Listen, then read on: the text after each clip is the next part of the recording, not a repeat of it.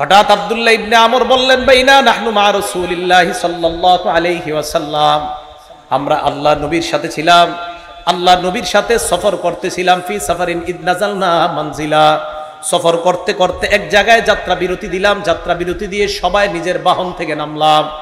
সাহাবাদের মাঝে তিনটি দল হয়ে যায়। ফামিন্না মাইয়াদ্রিবু খিবাআহ, আমাদের মাঝে একদল সাহাবা তাবু টানাইতেছে, তাবুর ছায়ার মধ্যে আশ্রয় নিবে। ওয়ামিন্না মাইয়ান তাদিলু, আরেক দল তীর প্রতিযোগিতা করতেছে।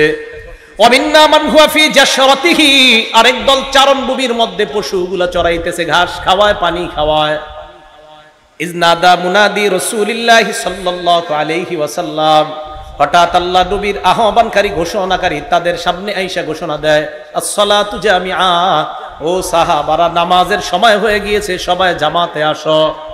ফাজতামানা, আমরা জামাতে গেলাম। জামাতে যাওয়ার পর সবাই দাঁড়িয়ে রইলাম। কামা ফিনা রাসূলুল্লাহ ফাখাতাবানা, আল্লাহ নবী আমাদের সামনে দাঁড়াইলেন, দাঁড়িয়ে নবী ভাষণ দিলেন।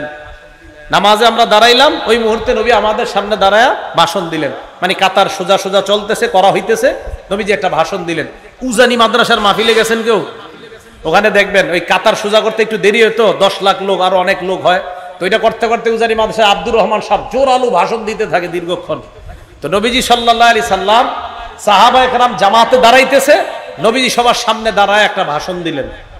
ভাষণের মধ্যে আল্লাহ নবী বললেন, শোনো সাহাবাদের দল, লাম ইয়াকুন নাবিয়্যুন ক্বাবলি ইল্লা কানা হাক্কান আলাইহি আইয়াদুল্লা উম্মাতাহু আলা মা ইয়ালামুহু খায়রান লাহুম, আমার পূর্বে যত নবী দুনিয়াতে আসছে সমস্ত নবীর মৌলিক দুইটা দায়িত্ব। এক নাম্বার, ওই নবী তার উম্মতকে কল্যাণকর বিষয়ে জানায়া দেওয়া। 2 নাম্বার, ওয়ায়ুনজিরু কওমাহু মা ইয়ালামুহু শাররান লাহুম, উম্মতের জন্য যা অকল্যাণকর, ওই অকল্যাণকর বিষয় থেকে উম্মতকে সতর্ক করা। বলেন সব নবীর মৌলিক দায়িত্ব কয়টা ছিল? 1 নাম্বার, উম্মতের জন্য যা কল্যাণকর এটা উম্মতকে জানায়া দেওয়া। 2 নাম্বার, যা অকল্যাণকর তা থেকে উম্মতকে সতর্ক করা।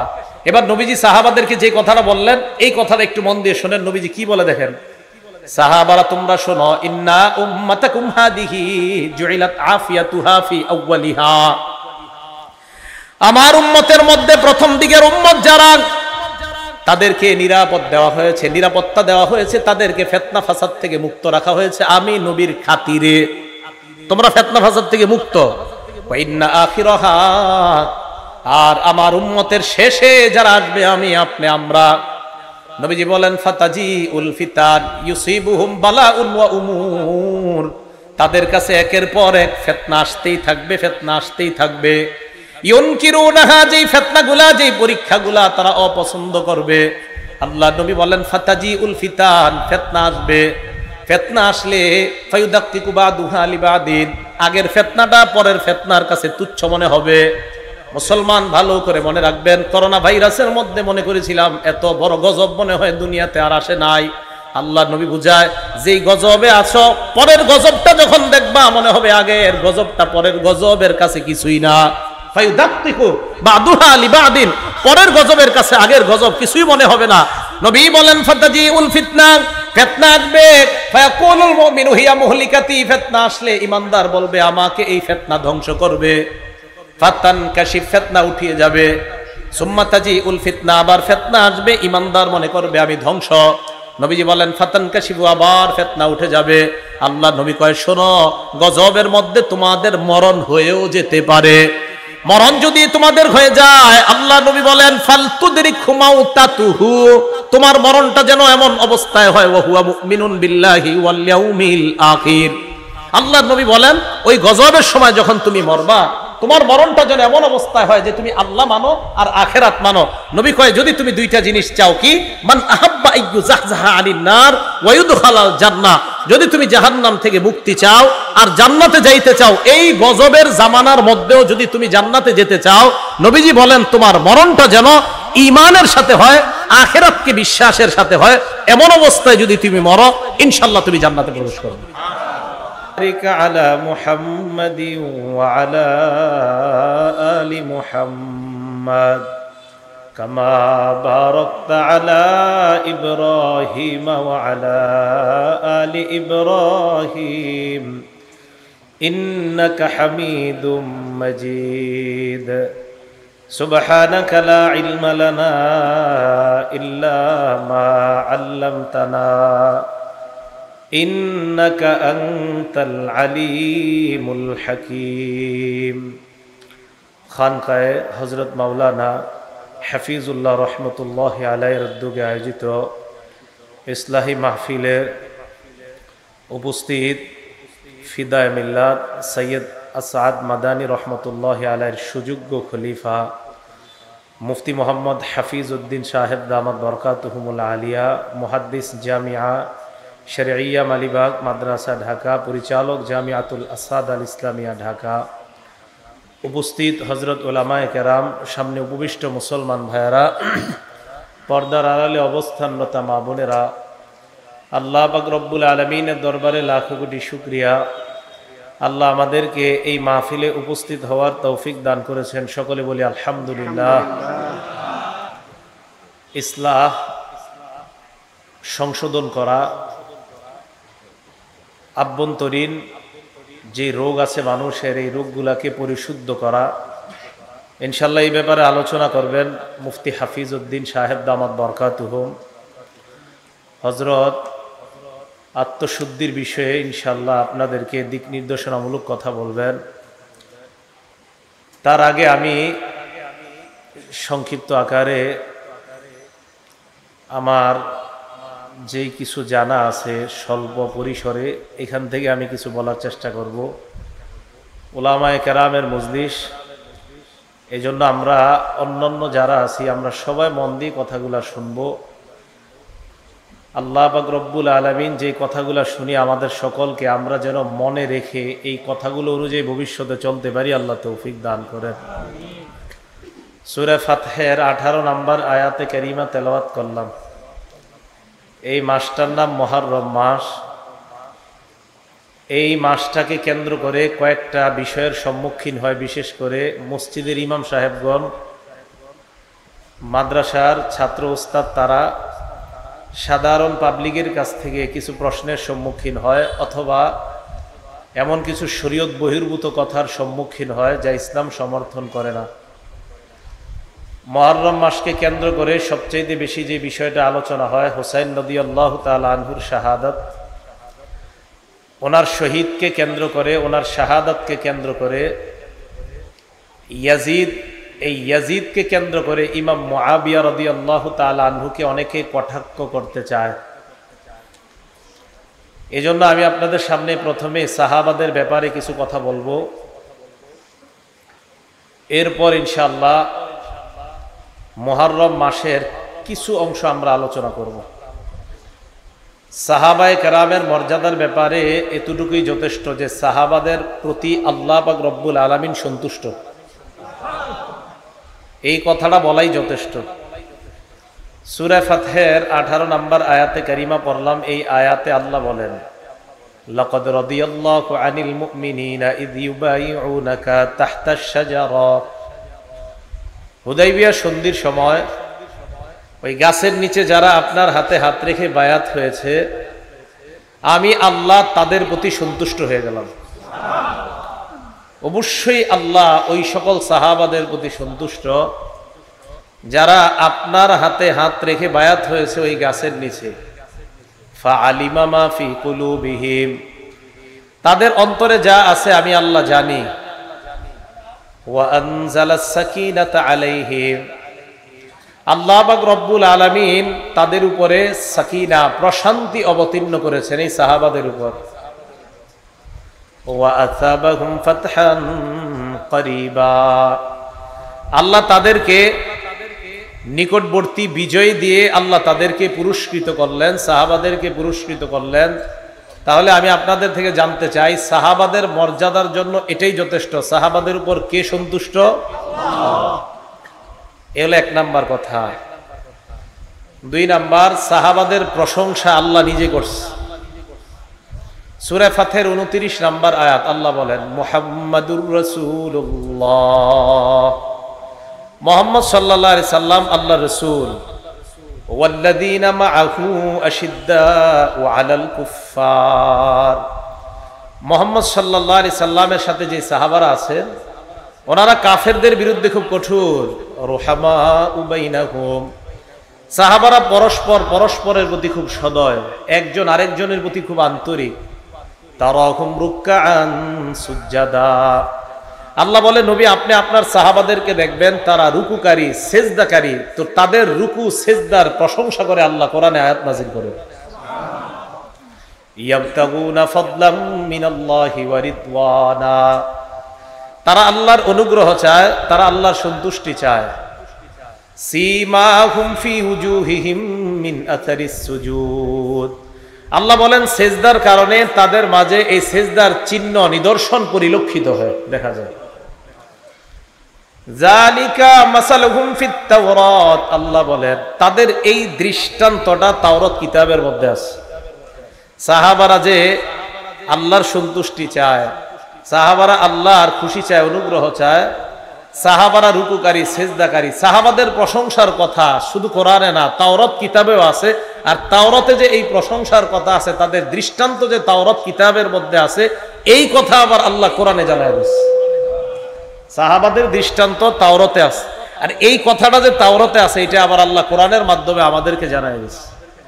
তাহলে নবীর সাহাবারা 1 নাম্বার আল্লাহ ওনাদের প্রতি সন্তুষ্ট, 2 নাম্বার তাদের প্রশংসা আল্লাহ নিজে করছে, 3 নাম্বার সাহাবায়ে কেরাম আল্লাহর নির্বাচিত বান্দা। সুবহানাল্লাহ। সূরা নামল আয়াত নাম্বার 59 নাম্বার আয়াত। আল্লাহ পাক রব্বুল আলামিন বলেন, কুলিল হামদুলিল্লাহ ওয়া সালামুন আলা ইবাদিহিল্লাযীনা ইসতাফা। নবী আপনি বলেন সমস্ত প্রশংসা আল্লাহর। ওয়া সালামুন আলা ইবাদিহিল্লাযীনা ইসতাফা। আল্লাহ বলেন তার নির্বাচিত বান্দাদের প্রতি শান্তি, তার নির্বাচিত বান্দাদের প্রতি দয়া আর শান্তি। সুফিয়ান সাউরি রহমতুল্লাহি আলাইহি বলেন এই নির্বাচিত বান্দা দ্বারা হুম আসহাবু মুহাম্মাদিন সাল্লাল্লাহু আলাইহি ওয়াসাল্লাম। আল্লাহ নবীর সাহাবারা উদ্দেশ্য, এর মানে নির্বাচিত বান্দা মানে আল্লাহ নবীর সাহাবা। তাহলে সাহাবারা আল্লাহর নির্বাচিত বান্দা, সাহাবাদের প্রতি আল্লাহ সন্তুষ্ট, সাহাবাদের প্রশংসা আল্লাহ নিজে করেছেন। তো যেই সাহাবাদের প্রশংসা আল্লাহ নিজে করেছেন, যাদের প্রতি আল্লাহ সন্তুষ্ট, যাদের কথা আল্লাহ কোরআনে বলেছেন, যারা নির্বাচিত, আমি আপনাদের কাছে জানতে চাই আমার রব যাদের প্রতি সন্তুষ্ট, আমরা তাদের প্রতি অসন্তুষ্ট কি? তাহলে আমরা কি তাদের প্রতি সন্তুষ্ট?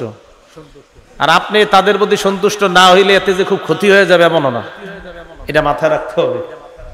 কিন্তু আমি বুঝাইতে চাইলাম যাদের প্রতি আল্লাহ সন্তুষ্ট, তা আমি আপনি কেন তাদের প্রতি অসন্তুষ্ট হব? তাদেরকে আমরা কাঠগড়ায় কেন দাঁড় করাই?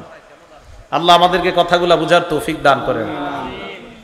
4 নাম্বার কথা, রাসূল আকরাম সাল্লাল্লাহু আলাইহি সাল্লাম জানায় দিয়েছে, উম্মত শোনো, তোমাদের নিরাপত্তার রক্ষা কবচ হলো আমার সাহাবারা। আমার সাহাবারাই তোমাদের জন্য একটা নিরাপদ জায়গা, আমার সাহাবারাই তোমাদের জন্য নিরাপদের কারণ, নিরাপত্তার কারণ। মুসলিম শরীফের 2531 নাম্বার হাদিস, সহিহ মুসলিম হাদিস নাম্বার 2531। আবু বুরদা তার পিতা থেকে বর্ণনা করেন, আন আবি বুরদা আন আবিহি রাদিয়াল্লাহু তাআলা আন। আবু বুরদা তার পিতা থেকে বলেন, সাল্লাইনাল মাগরিবা মা রাসূলিল্লাহি সাল্লাল্লাহু আলাইহি ওয়াসাল্লাম। নবীজির সাথে আমরা মাগরিবের নামাজ পড়লাম। মাগরিবের নামাজ পড়ার পর সুম্মা কুলনা, আমরা বললাম, আমরা যদি বসে থাকি এশার নামাজ পর্যন্ত মসজিদের মধ্যে, লাউ জালাসনা হাত্তা নুসাল্লিয়া মা রাসূলিল্লাহি সাল্লাল্লাহু আলাইহি ওয়াসাল্লাম আল ইশা। মাগরিব পড়ার পর কিছু সাহাবা বসে বলতেছেন, আমরা যদি এশা পর্যন্ত অপেক্ষা করি, এশার নামাজটা আল্লাহ নবীর সাথে জামাতে পড়ে একবারে মসজিদ থেকে যাই। মাগরিব পড়ে বসে রইছে যে নবীজি এশা পড়াবে, তারপর যাই। ফাখরাজা রাসূলুল্লাহি সাল্লাল্লাহু আলাইহি ওয়াসাল্লাম। আল্লাহ নবী এশার নামাজের আগে তাদের সামনে আসলেন। আসার পর তাদেরকে বললেন, মা জিলতুম হাহুনা, এতক্ষণ তোমরা এখানেই ছিলে মাগরিব থেকে? সাহাবারা জবাব দেয়, ইয়া রাসূলুল্লাহ, আমরা মাগরিব থেকে এশা পর্যন্ত এই জায়গায় ছিলাম। আমরা নিজেদের মধ্যে পরামর্শ করলাম, মাগরিব নবীর সাথে পড়লাম, এশার নামাজটা আল্লাহ নবীর সাথে জামাতে আদায় করে এরপর বাসায় যাব। নবীজি সাল্লাল্লাহু আলাইহি ওয়াসাল্লাম জবাব দিলেন, আহসানতুম, তোমরা ভালো করেছো, আহসানতুম, তোমরা ভালো করেছো। ফারাফা রাসাহু ইলা সামা, আল্লাহ নবী আকাশের দিকে তাকাইলেন। ওয়া কানা কাসীরাম মিম্মা ইয়ারফাউ রাসাহু ইলা সামা, সাধারণত বেশিরভাগ সময় আল্লাহ নবী আকাশের দিকে তাকাইতেন।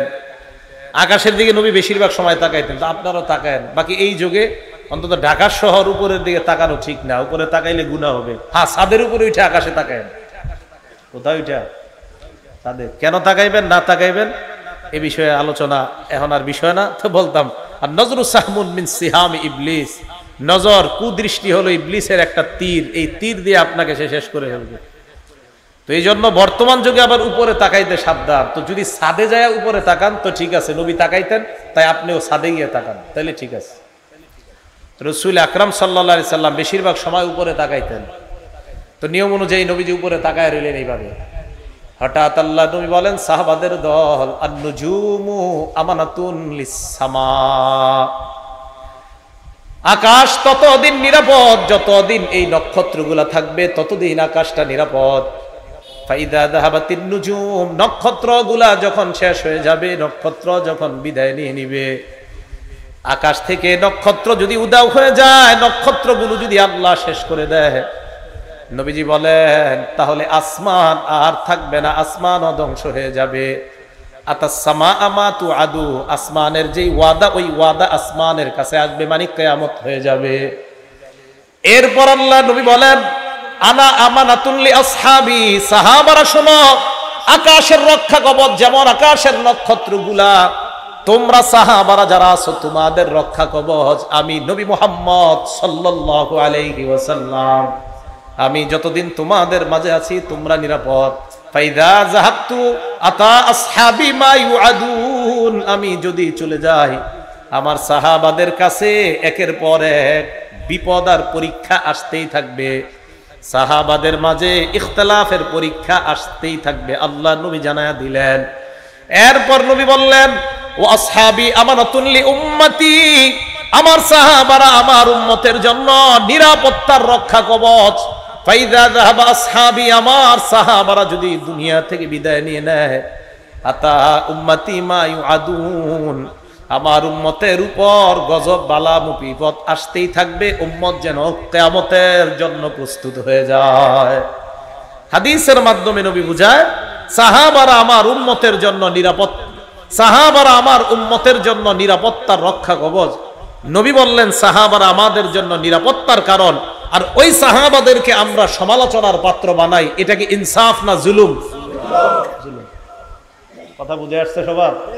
তাহলে আল্লাহ সন্তুষ্ট, আল্লাহ প্রশংসা করছে, আল্লাহ সাহাবাদেরকে নির্বাচিত করছে। নবীজি বললেন সাহাবারা এই উম্মতের জন্য রক্ষা কবচ। তাহলে এই সাহাবাদেরকে আমরা সমালোচনার পাত্র বানানোটা এটা জুলুম, এটা ইনসাফ না। ইনসাফের সাথে আমরা যেন সাহাবাদের যথাযথ মর্যাদা দিতে পারি, আল্লাহ তৌফিক দান করেন। 5 নাম্বার, সাহাবারা যতদিন দুনিয়াতে ছিল নবীজি বলেন ততদিন কল্যাণ। এই হাদিসটা মন দিয়ে শোনেন, দেখেন সাহাবাদেরকে যারা দেখছে তারা যতদিন দুনিয়াতে আছে পরবর্তীদের জন্য কল্যাণ, তাদেরকে যারা দেখছে তারা দুনিয়াতে যতদিন থাকবে ততদিন কল্যাণ। এই 3 বারের কথা আসছে, পরে আর আসে নাই। কিন্তু হাদিস গবেষণা করলে বোঝা যায় এই সিলসিলায় দেখতে দেখতে দেখতে দেখতে ওলামায়ে কেরাম তাদের উস্তাদ, তারা তাদের উস্তাদ, তারা তাদের উস্তাদ, তারা তাদের উস্তাদ, তারা ইমাম বুখারী, এইভাবে ইমাম বুখারী তার উস্তাদকে, তার উস্তাদ তার উস্তাদকে, এইভাবে দেখতে দেখতে আব্দুল্লাহ ইবনে মুবারক, আব্দুল্লাহ ইবনে মুবারক ইমাম আবু হানিফাকে, এইভাবে দেখতে দেখতে হাম্মাদ, আলকামা, আব্দুল্লাহ ইবনে মাসউদ, রাসূলুল্লাহ সাল্লাল্লাহু আলাইহি সাল্লাম। এই সিলসিলা দেখা দেখা দেখা, এখান থেকে বোঝা যায় যে দেখা যারা মূলত ওই সিলসিলা থেকে দেখে আসতেছে তাদেরকে দেখার মধ্যে একটা কল্যাণ আছে। দলিল, একটা কিতাব আছে আস-সিলসিলাতুস সহিহা, এই কিতাবের 3283 নাম্বার হাদিস, 3283 নাম্বার হাদিস, আস-সিলসিলাতুস সহিহা। সাধারণ জনগণ জানেননি এটার লেখককে, জানা দরকার নাই। ক্বালা রাসূলুল্লাহ সাল্লাল্লাহু আলাইহি ওয়াসাল্লাম, লা তাজালুনা বিখাইরিন মা দামা ফিকুম মান রাআনি ওয়া সাহাবানি। নবীজি বলেন তোমরা ততদিন কল্যাণের মধ্যে থাকবা যতদিন তোমাদের মাঝে তারা থাকবে যারা আমাকে দেখছে আর আমার সান্নিধ্য গ্রহণ করেছে, আমার সুহবত গ্রহণ করেছে। দেখেন কি কয়, ওয়াল্লাহি লা তাজালুনা বিখাইরিন মা দামা ফীকুম মান রাআনি, পরেরটা মান রাআনি ওয়া সাহাবা মান সাহাবানি। আল্লাহর কসম তোমরা ততদিন কল্যাণের মধ্যে থাকবা যতদিন তোমাদের মাঝে তারা থাকবে যারা আমার সাহাবাদেরকে দেখছে, যারা আমার সাহাবাদের সোহবত গ্রহণ করেছে।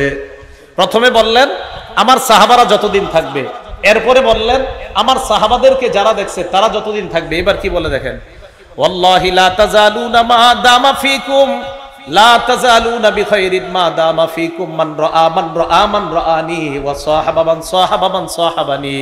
আল্লাহ নবী বলেন আল্লাহর কসম ততদিন তোমরা কল্যাণের মধ্যে থাকবা যতদিন তোমাদেরকে তারা, তাদেরকে তারা, তাদেরকে যারা দেখছে তারা থাকবে, ততদিন কল্যাণের মধ্যে থাকবা।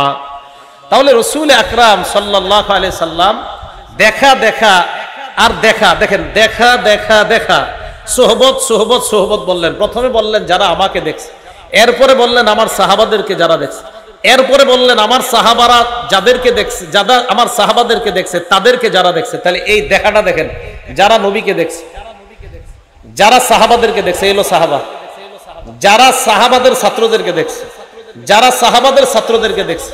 তো এই দেখা দেখির থেকে আর সোহবত থেকে নবীজি বুঝাইতে চায় সোহবত সান্নিধ্য কারো গ্রহণ করা, এইভাবে দেখে দেখে সিলসিলা বর্তমানে এই যে আল্লাহ ওয়ালা যারা ইসলাহের কাজ করে, এই সোহবত সেই ধারাবাহিকতা থেকে।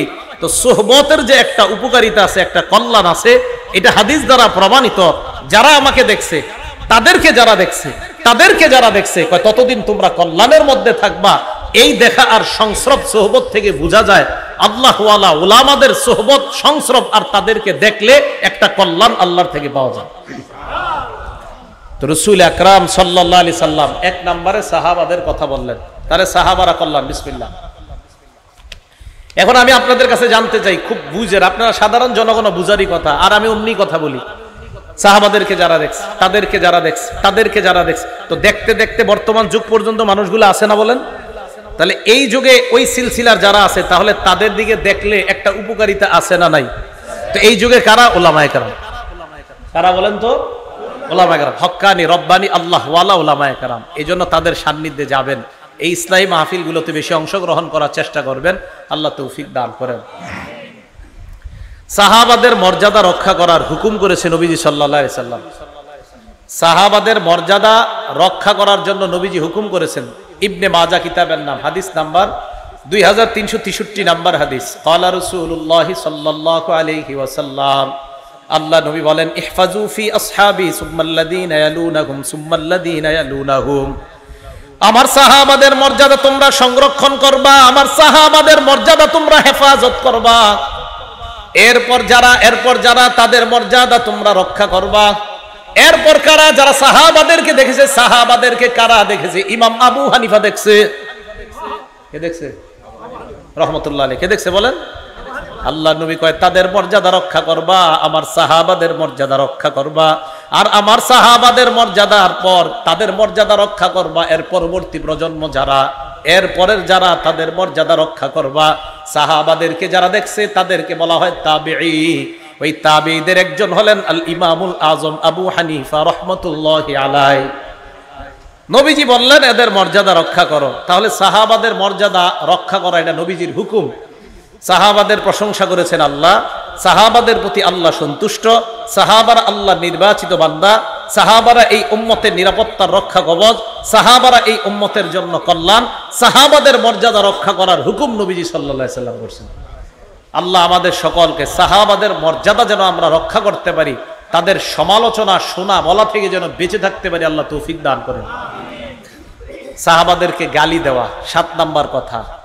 এই গালি দেওয়ার এটা হলো 7 নাম্বার শিরোনাম, যে সাহাবাদেরকে যারা গালি দেয়, যারা সাহাবাদেরকে গালি দেয় 1 নাম্বার, যারা সাহাবাদেরকে গালি দেয় তাদের উপর আল্লাহর অভিশাপ, ফেরেশতাদের অভিশাপ, দুনিয়ার সব মানুষের অভিশাপ। আবার বলছি, আরে ঠিক মানে আসলেই ঠিক, এটা হাদিসে আইছে, ঠিক হইব না কা? যারা সাহাবাদের সমালোচনা করে, সাহাবাদেরকে গালি দেয়, তাদের উপর আল্লাহর অভিশাপ, ফেরেশতাদের অভিশাপ, সমস্ত মানুষের অভিশাপ। এটা কিতাব আছে নাম আল জামিউস সগীর। এই কিতাবের 8715 নাম্বার হাদিস, ইমাম সুয়ুতি রহমতুল্লাহ আলাইহি লেখা। এখানে আসছে ক্বালা রাসূলুল্লাহ সাল্লাল্লাহু আলাইহি ওয়াসাল্লাম, নবীজি বলেন মান সাব্বা আসহাবি, যারা আমার সাহাবাদেরকে গালি দেয়, ফালাইহি লানাতুল্লাহ, যে ব্যক্তি আমার সাহাবাদেরকে গালি দেয় তার উপর আল্লাহর অভিশাপ, ওয়াল মালাইকা, ফেরেশতাদের অভিশাপ, ওয়ান নাসি আজমাইন, সমস্ত মানুষের অভিশাপ। তাহলে আমরা সাহাবাদেরকে কখনো গালি দিব না, যারা গালি দেয় তাদের কথা শুনবো না। রাজি ইনশাআল্লাহ? সাহাবাদের ব্যাপারে কোনো কথা এগুলো আমরা কান দিব না। 2 নাম্বার, সাহাবাদেরকে যারা গালি দেয়, নবীজি সাল্লাল্লাহু আলাইহি সাল্লাম তাদেরকে গালি দিতে নিষেধ করে দিয়েছেন। নবীজি সহিহ বুখারী হাদিস নাম্বার 3673 নাম্বার হাদিস, ক্বালা রাসূলুল্লাহ সাল্লাল্লাহু আলাইহি ওয়াসাল্লাম, আল্লাহ নবী বলেন, লা তাসুব্বু আসহাবি, তোমরা আমার সাহাবাদেরকে গালি দিও না। এবার আল্লাহ নবী বলেন, কোন সাহসে আমার সাহাবাদেরকে তোমরা গালি দাও? ফা ইন্না আহাদাকুম লাউ আনফাকা মিসলা উহুদিন যাহাবা, তোমাদের কেউ যদি উহুদ পাহাড় সমপরিমাণ স্বর্ণ আল্লাহর রাস্তায় দান করো, কি পরিমাণ? উহুদ পাহাড় পরিমাণ স্বর্ণ। উহুদ পাহাড় পরিমাণ স্বর্ণ যদি আল্লাহর রাস্তায় দান করো, মা বালাগ মুদ্দা আহাদিহিম, সাহাবারা এই 2 হাত দিয়ে যা দান করে তোমাদের উহুদ পাহাড়ের সমান পরিমাণ স্বর্ণ সাহাবাদের ওই 2 হাত পরিমাণ দানের কাছেও পৌঁছতে পারবে না। নবীজি বলেন ওয়ালা নাসিফা, প্রথমে বলছে 2 হাত, এরপর বললেন ওয়ালা নাসিফা, অর্ধেকও না, অর্ধেক মানে 1 হাত, মুদ্দা মানে 2 হাত, নাসিফা মানে 1 হাত। আল্লাহর নবী কয় 2 হাত পরিমাণ, নবী কয় না না 1 হাত। উহুদ পাহাড় পরিমাণ স্বর্ণ যদি তোমরা আল্লাহর রাস্তায় দান করো, সাহাবাদের 2 হাত পরিমাণ দান, নবী কয় না অর্ধ হাত, মানে অর্ধ মুদ মানে 1 হাত পরিমাণ দানের কাছেও বুঝতে পারবে না। তাহলে যাদের দানের মূল্য আল্লাহর কাছে এত বেশি যে তাদের 1 হাত পরিমাণ দানের কাছে আমাদের উহুদ পাহাড় পরিমাণ স্বর্ণের দানের এটার কাছাকাছি যেতে পারবো না। নবীজি বলেন লা তাসুব্বু, তাদেরকে গালি দিও না। তো সাহাবাদেরকে যারা গালি দেয় তাদের যে মজলিসে গালিগুলা হয়, এই সমস্ত মজলিসে যাব না, বসবো না, শুনবো না। আল্লাহ তৌফিক দান করেন। 3 নাম্বার, সাহাবাদেরকে গালি দেওয়া এটা স্পষ্ট ভাবে নিষেধ। হাদিসের মধ্যে আরেকটা নিষেধাজ্ঞা দেখেন, কেন বলে এইখান থেকে দেখেন এই মজলিসের কি প্রয়োজন। এই যে খানকায় হযরত মাওলানা হাফিজুল্লাহ রহমতুল্লাহ আলাইহি এই খানকার উদ্যোগে ইসলামী মাহফিলের প্রয়োজনীয়তাটা এই হাদিস থেকে সাহাবাদের ব্যাপারেও জানেন আর মজলিসের প্রয়োজনীয়তা জানেন। আমি এই হাদিস পড়ে অবাক হইছি, দেখেন কি কয়, লা তাসুব্বু আসহাবা মুহাম্মাদিন সাল্লাল্লাহু আলাইহি ওয়াসাল্লাম, শারহুত তাহাওয়িয়া একটা কিতাব, এই কিতাবের 693 নাম্বার হাদিস, হাদিসের মান হাসান। লা তাসুব্বু আসহাবা মুহাম্মাদিন সাল্লাল্লাহু আলাইহি ওয়াসাল্লাম, তোমরা মুহাম্মদ সাল্লাল্লাহু আলাইহি ওয়াসাল্লামের সাহাবাদেরকে তোমরা গালি দিও না। এবার কি কয় দেখেন, শোনো তোমরা, লা মুকামু আহাদিহিম সাআতান ইয়ানি মা'আন নবী সাল্লাল্লাহু আলাইহি ওয়াসাল্লাম খায়রুম মিন আমালিকুম 40 সানা, নবীজির সাথে সাহাবাদের 1 মুহূর্তের অবস্থান, কি কয়, নবীর সাথে সাহাবাদের 1 মুহূর্তের অবস্থান তোমাদের 40 বছর আমলের চাইতে বেশি দামি। তাহলে আল্লাহওয়ালাদের সাথে অবস্থানের দাম আছে না নাই? এই দেখেন, আমি অবাক হয়ে গেছি এই হাদিসে যে অবস্থান, আল্লাহওয়ালা মানে বসে রয়েছে নবীর সাথে সাহাবা, কয় সাহাবা নবীর সাথে বসে থাকার 1 মুহূর্তের বসে থাকাটা তোমাদের 40 বছর আমলের চেয়ে বেশি দামি।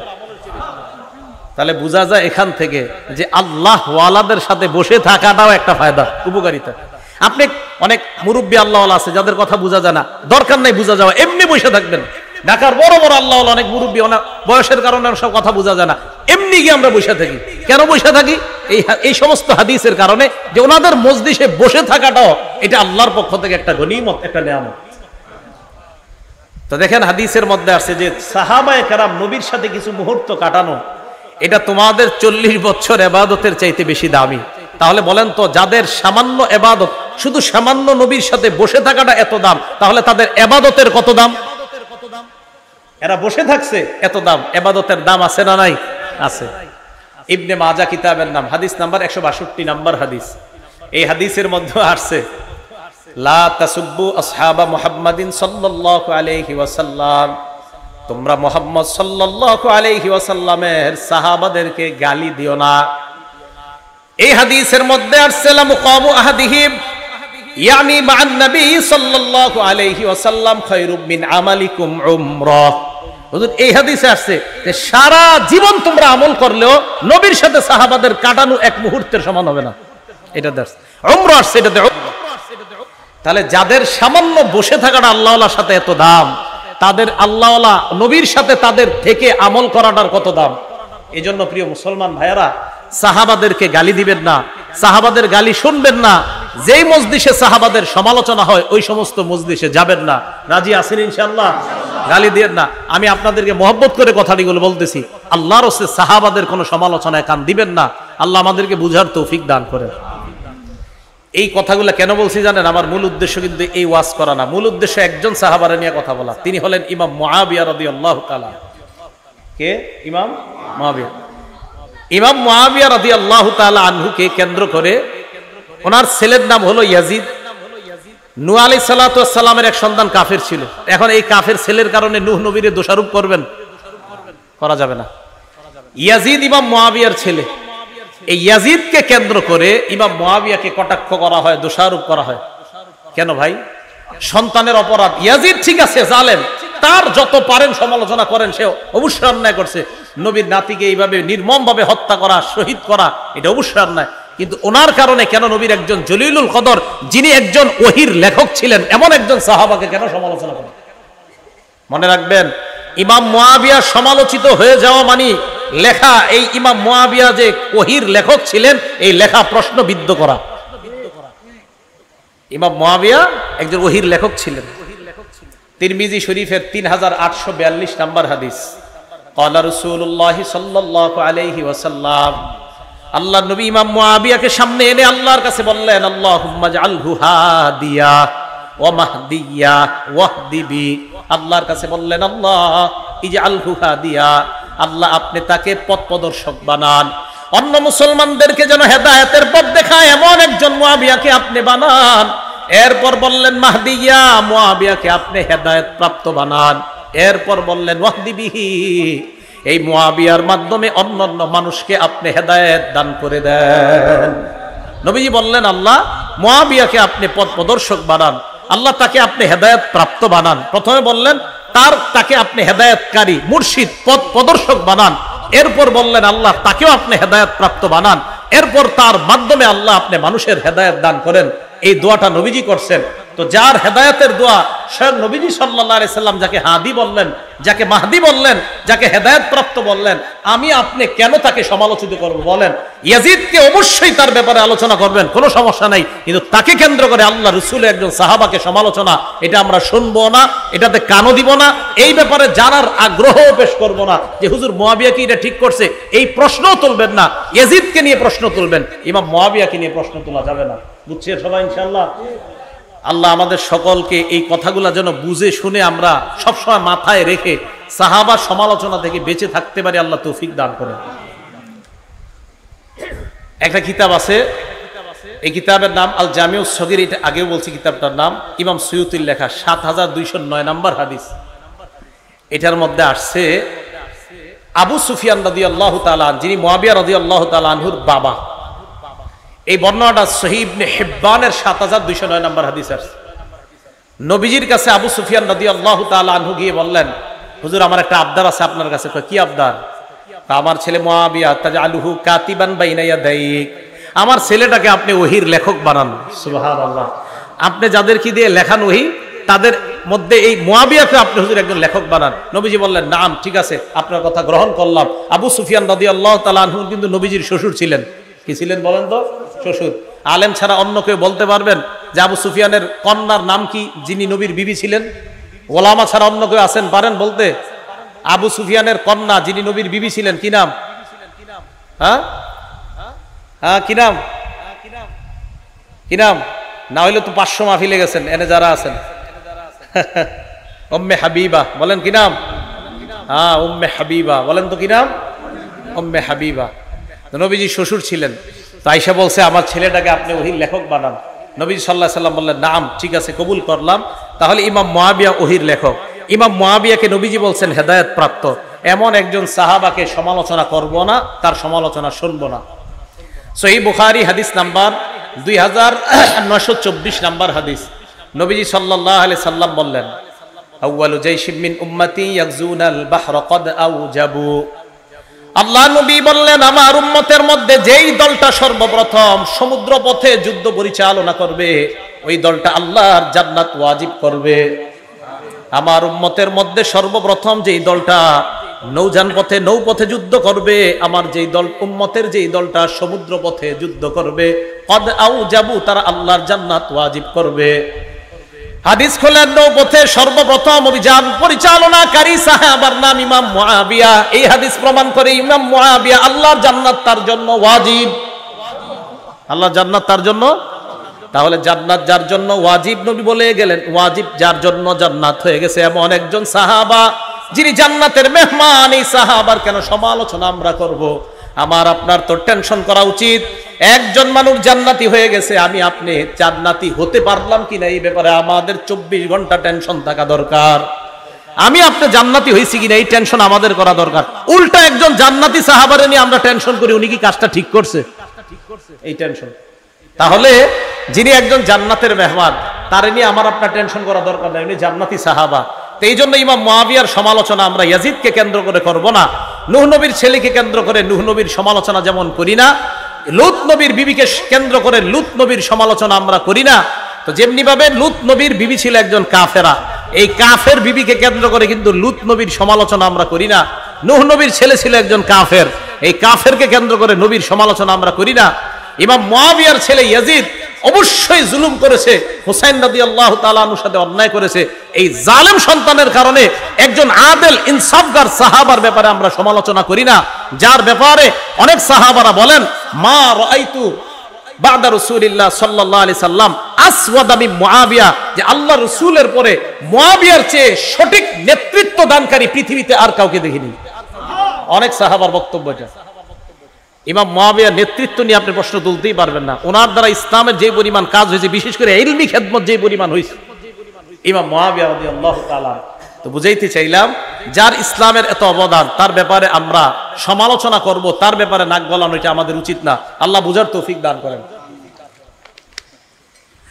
বুখারী শরীফের 3765 নাম্বার হাদিস, এই হাদিসের মধ্যে আসছে আব্দুল্লাহ ইবনে আব্বাসকে গিয়ে একজন বিচার দিছে ইমাম মুআবিয়ার নামে। বিচার দেওয়ার পরে ইবনে আব্বাস কয় তুমি কি বললা? কয় হুজুর মুআবিয়া তো এই কাজ করে, বিতির নামাজের ব্যাপারে একটা মাসালা। ইবনে আব্বাস কয় দা এটা ছাড়ো মিয়া, এই ব্যাপারে কথা বইলো না। ইন্নাহু ফাকিহ, ইমাম মুআবিয়া একজন ফকিহ সাহাবা, ফকিহ সাহাবা। ইমাম মুআবিয়ার আমল নিয়ে তুমি প্রশ্ন তুলতে পারো না, কারণ ইমাম মুআবিয়া একজন ফকিহ। সাহাবারা ইমাম মুআবিয়ার প্রশংসা করতেছে, সাহাবারা ইমাম মুআবিয়ার প্রশংসা। ইবনে তাইমিয়া রাহমাতুল্লাহ লেখছে ইমাম মুআবিয়ার ব্যাপারে আফজলুল মুলুক, লেখছে আফজলুল মুলুক। পুরা পৃথিবীর মধ্যে নবীজির পরে যত নেতৃত্বের গুণাবলী যদি সব দিকে যে পৃথিবীর উন্নতি সাধন হয়েছে কোন মুসলমানের নেতৃত্বের আমলে, ইবনে তাইমিয়া লিখেছেন তিনি ইমাম মুআবিয়া। এই জন্য এমন একজন সাহাবা যার দ্বারা ইসলামের এত খেদমত হয়েছে, বলেন তার কি সমালোচনা করব আমরা? না, আমরা তার সমালোচনা করব না, বরং তাকে আমরা অনুসরণ করব, তার আমলের অনুসরণ করব। আল্লাহ তৌফিক দান করেন। তার আমলের অনুসরণ কেন করতে হবে আমাদের? কথা বুঝেন। নাসাই শরীফের হাদিস নাম্বার 4191 নাম্বার হাদিস, মন দিয়ে শোনেন এই হাদিসটা। বর্ণনাকারীর নাম আব্দুর রহমান ইবনে আব্দে রব্বিল কাবা। এত বড় নাম মনে রাখা দরকার নাই, শুধু আব্দুর রহমান মনে রাখলে চলে। তিনি বলেন আতাইতু ইলা আব্দুল্লাহ ইবনে আমরিন ওয়া হুয়া জালিসুন ফি জিল্লিল কাবা। নবীর সাহাবা আব্দুল্লাহ ইবনে আমরের কাছে আমি আসলাম, আসার পর আমি দেখলাম উনি কাবার ছায়ার মধ্যে বসা। কাবা শরীফের ছায়া, এই ছায়ার মধ্যে আল্লাহ নবীর সাহাবা আব্দুল্লাহ ইবনে আমর বসা। ওয়ান্নাসু আলাইহি মুজতামিউন, জনগণ তার সামনে ঘেরাও করে আছে, তার থেকে নসিহত শুনতে চায়। হঠাৎ আব্দুল্লাহ ইবনে আমর বললেন বাইনা নাহনু মা রাসূলিল্লাহি সাল্লাল্লাহু আলাইহি ওয়াসাল্লাম, আমরা আল্লাহ নবীর সাথে ছিলাম, আল্লাহ নবীর সাথে সফর করতেছিলাম। ফি সাফারিন ইদ নাযালনা মানজিলা, সফর করতে করতে এক জায়গায় যাত্রা বিরতি দিলাম, যাত্রা বিরতি দিয়ে সবাই নিজের বাহন থেকে নামলাম। সাহাবাদের মাঝে তিনটি দল হয়ে যায়। ফামিন্না মাইয়াদ্রিবু খিবাআ, আমাদের মাঝে একদল সাহাবা তাবু টানাইতেছে, তাবুর ছায়ার মধ্যে আশ্রয় নিবে। ওয়ামিন্না মাইয়ানতাদিলু, আরেক দল তীর প্রতিযোগিতা করতেছে। ওয়ামিন্না মান হুয়া ফি জাশরাতিহি, আরেক দল চারণভূমির মধ্যে পশুগুলা চড়াইতেছে, ঘাস খাওয়ায়, পানি খাওয়ায়। ইজনাদা মুনাদি রাসূলিল্লাহি সাল্লাল্লাহু আলাইহি ওয়াসাল্লাম, হঠাৎ আল্লাহ নবীর আহ্বানকারী ঘোষণাকারী তাদের সামনে আইসা ঘোষণা দেয়, আসসালাতু জামিআ, ও সাহাবারা নামাজের সময় হয়ে গিয়েছে, সবাই জামাতে আসো। ফাজতামানা, আমরা জামাতে গেলাম। জামাতে যাওয়ার পর সবাই দাঁড়িয়ে রইলাম। কামা ফিনা রাসূলুল্লাহ ফাখাতাবানা, আল্লাহ নবী আমাদের সামনে দাঁড়াইলেন, দাঁড়িয়ে নবী ভাষণ দিলেন। নামাজে আমরা দাঁড়াইলাম, ওই মুহূর্তে নবী আমাদের সামনে দাঁড়ায়া ভাষণ দিলেন। মানে কাতার সোজা সোজা চলতেছে, করা হইতেছে, নবীজি একটা ভাষণ দিলেন। উজানি মাদ্রাসার মাহফিলে গেছেন কেউ? ওখানে দেখবেন ওই কাতার সোজা করতে একটু দেরি হতো, 10 লাখ লোক আরো অনেক লোক হয়, তো এটা করতে করতে উজানি মাদ্রাসা আব্দুর রহমান সাহেব জোরালো ভাষণ দিতে থাকে দীর্ঘক্ষণ। তো নবীজি সাল্লাল্লাহু আলাইহি সাল্লাম, সাহাবায়ে কেরাম জামাতে দাঁড়াইতেছে, নবীজি সবার সামনে দাঁড়ায় একটা ভাষণ দিলেন। ভাষণের মধ্যে আল্লাহ নবী বললেন, শোনো সাহাবাদের দল, লাম ইয়াকুন নাবিয়্যুন ক্বাবলি ইল্লা কানা হাক্কান আলাইহি আইয়াদুল্লা উম্মাতাহু আলা মা ইয়ালামুহু খায়রান লাহুম। আমার পূর্বে যত নবী দুনিয়াতে আসছে, সমস্ত নবীর মৌলিক দুইটা দায়িত্ব। এক নাম্বার, ওই নবী তার উম্মতকে কল্যাণকর বিষয়ে জানায়া দেওয়া। 2 নাম্বার, ওয়ায়ুনজিরু কওমাহু মা ইয়ালামুহু শাররান লাহুম, উম্মতের জন্য যা অকল্যাণকর, ওই অকল্যাণকর বিষয় থেকে উম্মতকে সতর্ক করা। বলেন সব নবীর মৌলিক দায়িত্ব কয়টা ছিল? 1 নাম্বার, উম্মতের জন্য যা কল্যাণকর এটা উম্মতকে জানায়া দেওয়া। 2 নাম্বার, যা অকল্যাণকর তা থেকে উম্মতকে সতর্ক করা।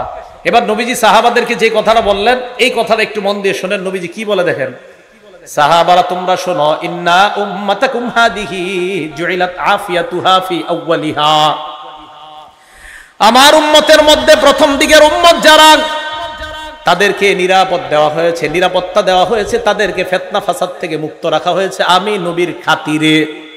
তোমরা ফিতনা ফাসাদ থেকে মুক্ত।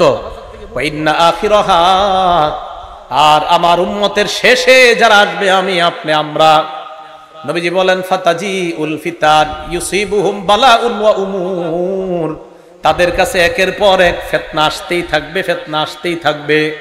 ইউনকিরুনাহা, যেই ফিতনাগুলা, যেই পরীক্ষাগুলা তারা অপছন্দ করবে। আল্লাহ নবী বলেন ফাতাজি উল ফিতান, ফিতনা আসবে। ফিতনা আসলে ফায়ুদাক্কিকু বাদুহা লিবাদিন, আগের ফিতনাটা পরের ফিতনার কাছে তুচ্ছ মনে হবে। মুসলমান ভালো করে মনে রাখবেন, করোনা ভাইরাসের মধ্যে মনে করেছিলাম এত বড় গজব মনে হয় দুনিয়াতে আর আসে নাই। আল্লাহ নবী বুঝায়, যেই গজবে আছো, পরের গজবটা যখন দেখবা মনে হবে আগের গজবটা পরের গজবের কাছে কিছুই না। ফায়ুদাক্কিকু বাদুহা লিবাদিন, পরের গজবের কাছে আগের গজব কিছুই মনে হবে না। নবী বলেন ফাতাজিউল ফিতনা, ফিতনা আসবে। ফায়াকুলুল মুমিনু হিয়া মুহলিকাতি, ফিতনা আসলে ইমানদার বলবে আমাকে এই ফিতনা ধ্বংস করবে। ফাতান কাশিফ, ফিতনা উঠিয়ে যাবে। সুম্মা তাজিউল ফিতনা, আবার ফিতনা আসবে, ইমানদার মনে করবে আমি ধ্বংস। নবীজি বলেন ফাতান কাশিফু, আবার ফিতনা উঠে যাবে। আল্লাহ নবী কয় শোনো, গজবের মধ্যে তোমাদের মরণ হয়েও যেতে পারে। মরণ যদি তোমাদের হয়ে যায়, আল্লাহ নবী বলেন ফালতুদরিকহু মাউতাতুহু, তোমার মরণটা যেন এমন অবস্থায় হয় ওয়া হুয়া মুমিনুন বিল্লাহি ওয়াল ইয়াউমিল আখির। আল্লাহ নবী বলেন ওই গজবের সময় যখন তুমি মরবা, তোমার মরণটা যেন এমন অবস্থায় হয় যে তুমি আল্লাহ মানো আর আখিরাত মানো। নবী কয় যদি তুমি দুইটা জিনিস চাও, কি? মান আহাব্বা আইয়ুজাহজাহা আনিন নার ওয়া ইউদখালাল জান্নাহ, যদি তুমি জাহান্নাম থেকে মুক্তি চাও আর জান্নাতে যাইতে চাও, এই গজবের জামানার মধ্যেও যদি তুমি জান্নাতে যেতে চাও, নবীজি বলেন তোমার মরণটা যেন ঈমানের সাথে হয়, আখিরাতকে বিশ্বাসের সাথে হয়। এমন অবস্থায় যদি তুমি মরো, ইনশাআল্লাহ তুমি জান্নাতে প্রবেশ করবে। তো নবীজি আমাদেরকে সতর্ক বাণী দিয়ে গেলেন, সতর্ক বার্তা দিয়ে গেলেন।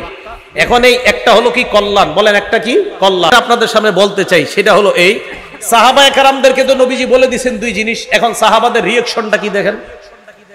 নাসাই শরীফ হাদিস নাম্বার 4149 নাম্বার হাদিস, হাদিসের বর্ণনাকারী উবাদা ইবনে সামিত রাদিয়াল্লাহু তাআলা, তিনি বলেন বায়া'না নবিয়্য সাল্লাল্লাহু আলাইহি ওয়াসাল্লাম আলা সামঈ ওয়াত তাআত ফিল ইউসরি ওয়াল উসরি ওয়াল মানশাতি ওয়াল মুকরাহি ওয়া আল্লা নুনাজি'আল আমরা আহলা ওয়া আন নাকুমা বিল হাক্কি হাইসু কুন্না লা নাখাফু ফিল্লাহি লাওমাতা লাঈম। উবাদা ইবনে সামিত বলেন নবীজির হাতে আমরা বায়াত হলাম, এই মর্মে বায়াত হলাম আলা সামঈ, নবীর থেকে যা শুনবো, ওয়াত তাআতি আমরা তা মানবো। এবার বাংলা স্লোগানটা দিতে হবে, যা শুনবো, আবার যা শুনবো। তাহলে সাহাবারা নবীর সাথে বলছে হুজুর আমরা বায়াত হলাম, যা শুনবো তা মানবো। শিখাইতে শিখাইতে আমাদের পর্যন্ত আসছে। এখন আমি আপনাদের জানতে চাই, আমরা নবীর থেকে যা শুনবো তা মানবো, আমরা ওয়াদা হইছি, ওয়াদাবদ্ধ হইছি। কিভাবে? কয় ফিল ইউসরি, সহজ অবস্থায় নবীর কথা মানবো, ওয়াল উসরি, কঠিন অবস্থায় নবীর কথা মানবো, ওয়াল মানশাতি, সুখেও নবীর কথা মানবো, ওয়াল মুকরাহি, দুঃখেও নবীর কথা মানবো। তাহলে আমরা আমার অনুকূলে হলেও নবীর কথা মানবো, আমার প্রতিকূলে হলেও আমি নবীর কথা মানবো, সুখের সময় আমি নবীর কথা মানবো, দুঃখের সময় আমি নবীর কথা মানবো। এই মর্মে আমরা ওয়াদাবদ্ধ হয়েছি। এখন আমি আপনাদের সামনে যে বিষয়টা বলতে চাই, হুসাইন রাদিয়াল্লাহু তাআলা আনহু যে শহীদ হলেন, এই শাহাদাতটা আমাদের জন্য কি সুখের না দুঃখের? অবশ্যই দুঃখের। কষ্ট দিছে আমাদেরকে, এইভাবে শহীদ করা ঠিক হয় নাই। এখন দুঃখের সময় কি করণীয়, এই জাতীয় কোন করণীয় নবীজি আমাদেরকে বলছেন কিনা বলেন? বলছে। আমরা কষ্ট পাইছি ইমাম হুসাইনের শাহাদাতে, তো এখন তার শাহাদাতে যে আমরা কষ্ট পাইলাম, এখন কষ্টের সময় কি করণীয় আমাদের দেখতে হবে কোরআন হাদিসে কোনো করণীয় আছে কিনা। যদি থাকে তো এটাই করা, আর যদি বলেন না নাই তাহলে তো কিছুই করা যাবে না। এখন বিপদের সময় কি করা কোরআনে বলছে, ইন্না লিল্লাহি ওয়া ইন্না ইলাইহি রাজিউন পড়া। কি পড়া? রাজিউন পড়া। বুখারীর 1284 নম্বর হাদিসের বর্ণনা, নবীজির এক কন্যা আল্লাহ নবীর কাছে সংবাদ পাঠাইলেন, আব্বা ইন্না ইবনাল্লি কুবিজ, আব্বা আমার ছেলেটা মারা যাবে অবস্থা, আপনি একটু আমার সন্তানটাকে দেখতে আসেন। আল্লাহ নবী জবাবে উত্তর পাঠায়া দিলেন, আমার মেয়েকে গিয়ে সালাম দাও। সালাম দেওয়ার পর বলবা ইন্না লিল্লাহি মা আখাযা ওয়া লাহু মা আতা। আমার সাথে বাংলা বলেন, বলেন যা নিছে আল্লাহর, যা রেখেছে আল্লাহর। গ্রাম্য বাংলায় যেটা নিয়ে গেছে এটা আল্লাহর, যেটা রেখে দিছে এটা আল্লাহর। সহিহ বুখারী হাদিস নাম্বার 1284। তো নবীজি সাল্লাল্লাহু আলাইহি সাল্লাম বললেন, দুনিয়া থেকে যদি কিছু উঠায়া নেয় এটাও আল্লাহর, দুনিয়া থেকে যদি কিছু রেখে দেয় আমাদের জন্য এটাও আল্লাহর। কারো 4টা ছেলে আছে, 2জন মারা গেছে, 2জন আছে, 2জনকে নিয়ে গেছে, এই 2জন কার? 2জন বেঁচে আছে, এই 2জন কার? বাস খালাস। কারো মৃত্যুতে কষ্ট পেয়ে আমরা আমাদের এটাই করণীয় যে আল্লাহ ফায়সালা, আল্লাহ উঠায় নিছে, আল্লাহর ফায়সালা যেটা আল্লাহ দুনিয়াতে রাখছে। হ্যাঁ, হুসাইন রাদিয়াল্লাহু তাআলা আনহু শাহাদাতে আমাদের যদি কষ্টের কারণে চোখের পানি আসে এটা রহমত। বলেন এটা কি? চোখের পানি যদি আসে এটা রহমত। দলিল আল জামিউস সগীর কিতাবের নাম, হাদিস নাম্বার 4201 নম্বর হাদিস। ঘটনাটা মন দিয়ে শুনেন। জয়নব রাদিয়াল্লাহু তাআলা আন, কি বললাম? জয়নব রাদিয়াল্লাহু তাআলা আন, এই জয়নব রাদিয়াল্লাহু তাআলা আনহা উনি মারা গেছে। ফাবাকাতিন নিসা, নারীরা কান্নাকাটি শুরু করছে জয়নব রাদিয়াল্লাহু তাআলা আনহা মারা যাওয়ার পর। ফাজাল ওমর ইয়াদরিবুহুন্না বিসাউতিহি, হযরত ওমর চাবুক ধরছে সবগুলোর মাথায়। এই চুপ, কোনো কান্নাকাটি নাই, এবার চাবুক ধরছে, থামো, কান্নাকাটি করো কেন? নবীজি বললেন মাহলান ইয়া ওমর, ওমর থামো না, একটু নরম হও। তো হযরত ওমর নরম হইলেন। নরম হওয়ার পর আল্লাহ নবী বললেন, ইয়াকুন্না ওয়া নাঈকাশ শাইতান, হে নারীরা তোমরা চিল্লাচিল্লি চিৎকার করা থেকে তোমরা বাঁচো, এগুলা শয়তানের আওয়াজ। চিৎকার করা আল্লাহ আজরাইল আমার ঘরে পাঠাইছে আর কারো ঘরে পাঠাই নাই, এগুলা বলাইনি, শয়তানের আওয়াজ। কার আওয়াজ? শয়তানের। ছেলে মারা গেছে, আল্লাহ তুমি কি আজরাইলরে আর কোন ঘরে পাঠাইতে পারলা না, আমার ঘরে পাঠাইলা, এগুলা শয়তানের আওয়াজ, এগুলা বইলা কান্নাকাটি করা। এবার নবীজি কি বলে দিছে দেখেন, মাহমা ইয়াকুনু মিনাল আইনি ওয়াল কলব, চোখের পানি যদি অটোমেটিক কারো শোকে বের হয়, অন্তর থেকে বের হয়, ফামিনাল্লাহ ওয়া মিনার রাহমা, এটা আল্লাহর পক্ষ থেকে দয়া। হুসাইন রাদিয়াল্লাহু তাআলা আনহুর শাহাদাতের ঘটনা পড়বেন, পড়লে আপনার চোখের পানি আসবে। তো এই চোখের পানি আসাটা এটা দয়া, এটা রহমত।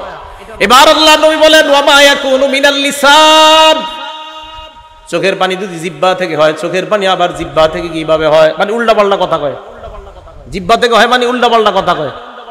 খোদা আমারে নিয়ে নাও, আমার আব্বারে নিয়ে নিছো, আমি এই দুনিয়াতে আর থাকতে চাই না, কালকে সকালে উঠে আব্বারে দেখবো না, আমারে নিয়ে নাও। এটা মিনাল লিসান, জবান থেকে।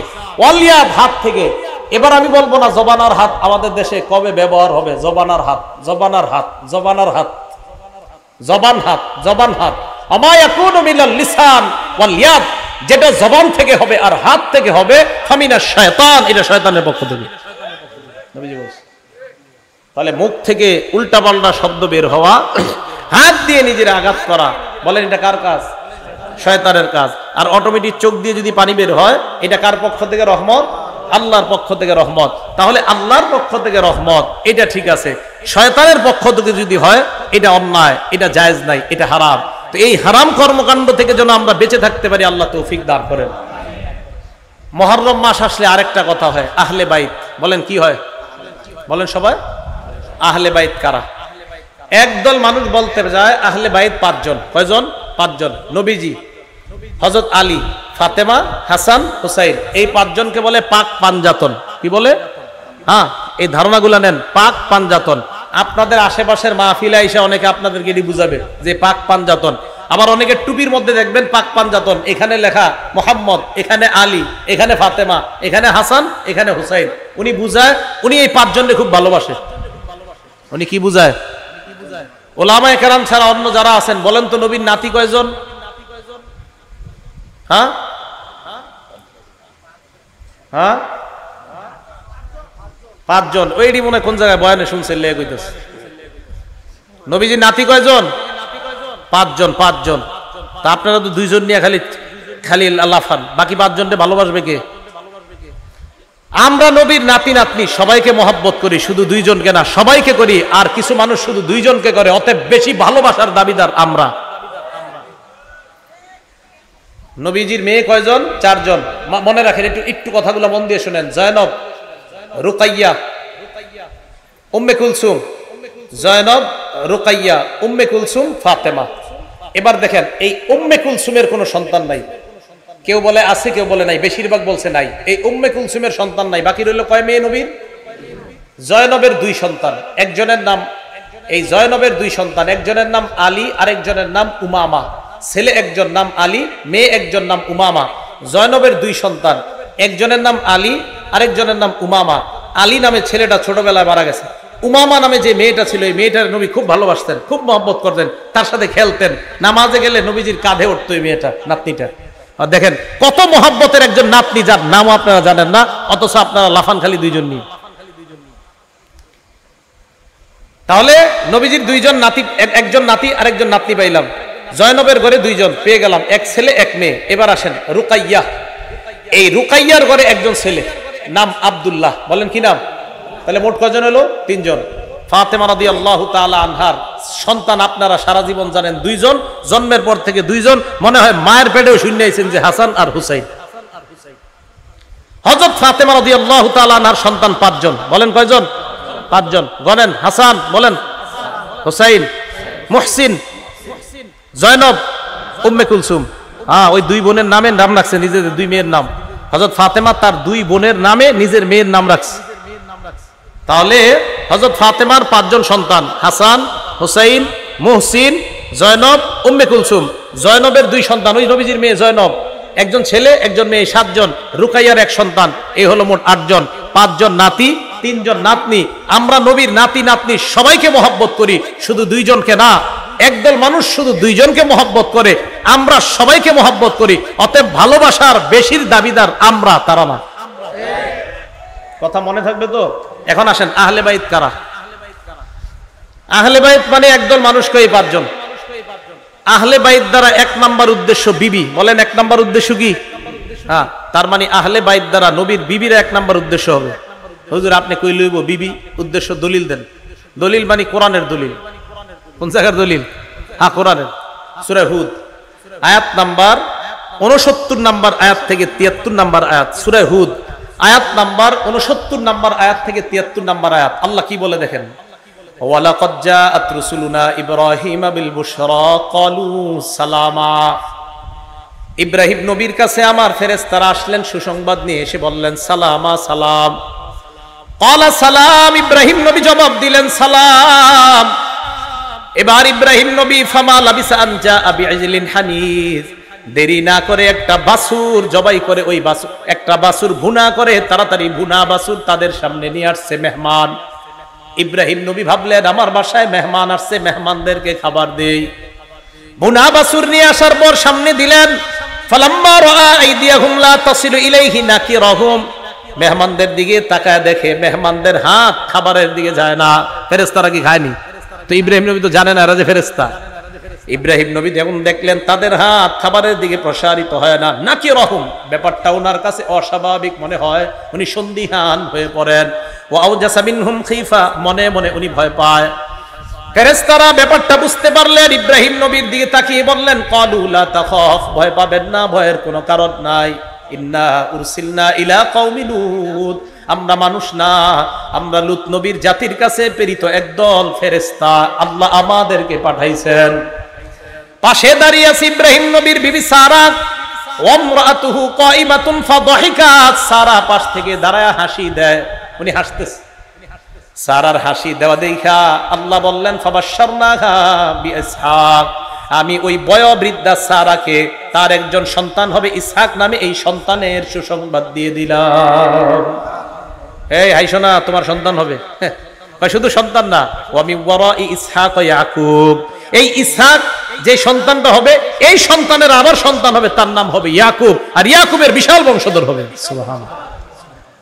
এখন সারা এই কথা শুনে কয় আলিতু, আমি সন্তান প্রসব করব, ও আনা আজুজ, আমি বয়োবৃদ্ধা, ও হাদা বালি শাইখা, আর আমার স্বামীও বৃদ্ধ, আমি কিভাবে সন্তান প্রসব করব?